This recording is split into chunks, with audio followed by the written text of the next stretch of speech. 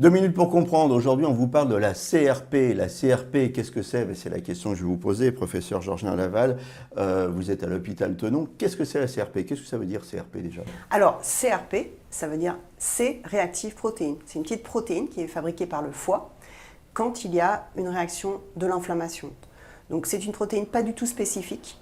Elle s'élève quand le corps veut répondre à une agression. Donc, une agression qui peut être une infection, ça peut être une maladie, ça peut être un cancer. Donc, il y a plein de situations qui peuvent l'élever. Donc, elle n'est pas spécifique. En général, on la dose pour voir s'il y a quelque chose qui se passe dans le corps ou si un traitement est en train d'être efficace. Donc, c'est pour ça que votre médecin peut vous demander de la faire.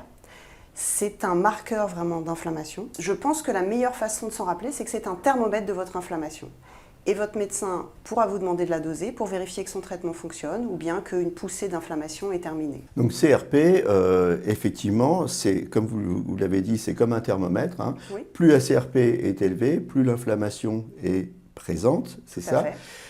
On vous soigne, on vous donne un traitement, théoriquement, ça doit diminuer. Si ça ne diminue pas, il y a un problème.